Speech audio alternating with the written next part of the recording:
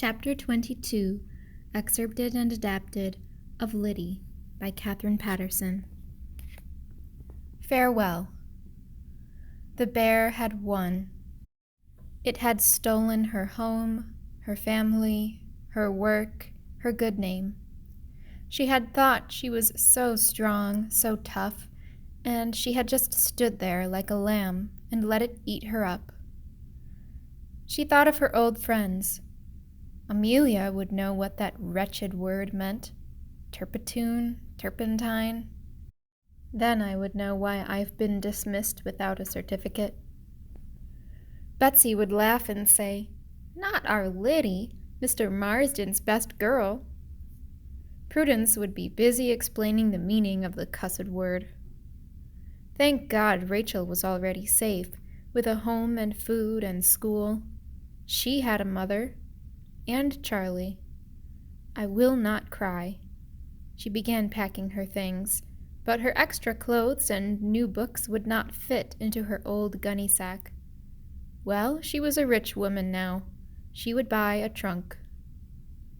"They let me go," she explained to Mrs. Bedloe. The landlady was incredulous. "But why?" she asked. "You were Mr. Marsden's best girl. Everyone said so." Lyddie laughed bitterly. Then everyone is wrong. She could not bring herself to describe to Mrs. Bedloe the two encounters with the overseer in the weaving room. She must somehow have caused the first one. She knew so little of the ways of men and women that she must have, without realizing, given him some sign. After all, Mr. Marsden was a deacon in his church. He was not a likable man, but surely he was not wicked. And last night, she'd acted like a crazy person. Even her own mother, who'd died in an asylum, had never gone so wild. Is that what Mr. Marsden meant by the word? Turpis something? "But where will you go?" Mrs. Bedloe was asking. "Back to housekeeping, I reckon." That was it. Tryphena would be sure to take her in. She went to the bank and withdrew all her money, $243.87. Then she went to the bookstore. She wanted to give Bridget a copy of Oliver Twist as a parting gift. Someday the girl would be able to read it. "Will there be anything else for you today, Miss Worthen?" the bookseller asked.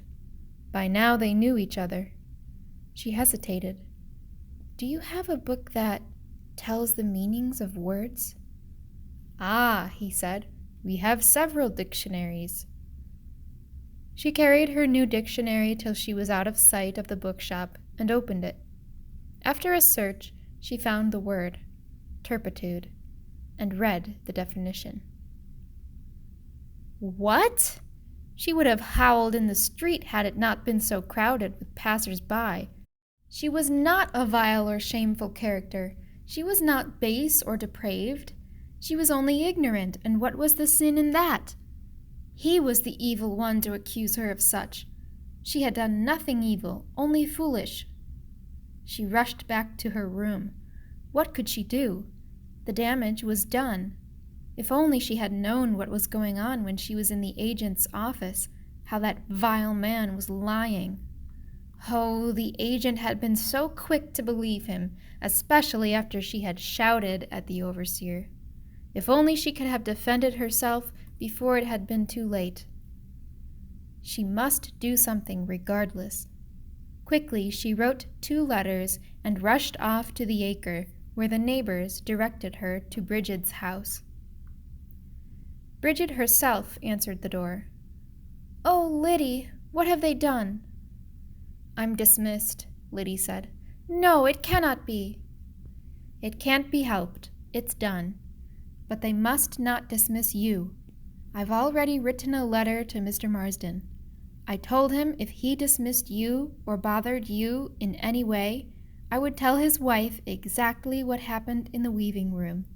Now, here is the letter addressed to her. If there is any problem, you must mail this letter to Mrs. Marsden at once. Swear to me you will." The girl nodded. "Where will you be going?"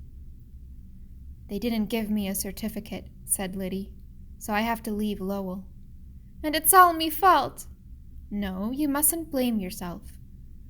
She had stopped gasping for breath. It was time to leave. She handed to Bridget Rachel's old primer and Oliver Twist. "So you won't forget me, eh?" she said, and fled so she wouldn't have to listen to Bridget's sobs. That evening she waited for the bell at the factory and walked down to where the overseers' houses were. In time, she heard Mr. Marsden approach. When he saw her, he stopped, alarmed. "Mr. Marsden," she said, and stepped up close to him. She was almost as tall as he was. "Miss Worthen," he breathed out her name. "I am mean and I am cheap. Sometimes I am a coward and oftentimes I'm selfish. I ain't a beauty to look at, but I am not vile, shameful, base, or depraved." "What?" "You accused me of moral turpitude, Mr. Marsden. I am here to say I am not guilty." He stepped backward. "I wrote a letter to you, but I'll tell you what it says. It says if you cause Bridget McBride to lose her position, I will see that your wife is informed about what really happens in the weaving room after hours." "My wife?" he whispered. "Mrs. Overseer Marsden. I figure she ought to know if there is moral turpitude occurring in her husband's weaving room." She jammed the letter into his hand. "Good night, Mr. Marsden. I hope you sleep easy, before you die." Lyddie took a stagecoach to Boston to see Diana. She stepped carefully through the narrow, dirty streets, carrying her trunk, and found Diana's address. Through the shop window, she could see her old friend working. Diana was no longer thin as when she last was in Lowell. When she noticed that it was Lyddie walking in, her face was transformed. "Lyddie!" Her voice was still quiet and melodious. "How wonderful to see you!" Lyddie told the whole story, nearly crying again in her rage. Yet when she finished with the bit about giving Mr. Marsden the letter, Diana was laughing. "It weren't funny, eh?" Lyddie protested. "Of course not, I'm sorry, but I'm imagining his face when you surprised him last night, just when he thought he'd won and gotten rid of you and the evidence. And his wife is a terror, as you know." "I didn't think anyone else besides his wife would believe me against him." "Oh, she's a fright, I promise you. Everyone says so. Let's celebrate with a cup of tea, shall we?" "Diana, I came to help you if I could." "Thank you, but I'm doing all right. At first, no one seemed to want a woman without a husband and expecting a child. But the shop owner here was ill, and she was desperate for help. We needed one another. And she's been so kind. Her daughter will help care for the baby when it comes." She smiled happily. "They are like family to me." Lyddie spent the night with Diana. She was happy for Diana, who had her family at last. But she felt that something in her own soul was broken, snapped like a broken warp thread. Where could she find a home? She left Diana for Vermont the next morning, telling her to write to Bridget, who had been worrying. It rained for most of the way, and Lyddie's tears reflected the gray, drizzly weather. Her rage had given way to weariness. When they finally crossed the bridge into Vermont, the sun came out and made the leafless trees shine silver against the evergreens on the mountain slopes. The air was clean and cold, the sky blue, more like a bright day at winter's end than a day in November.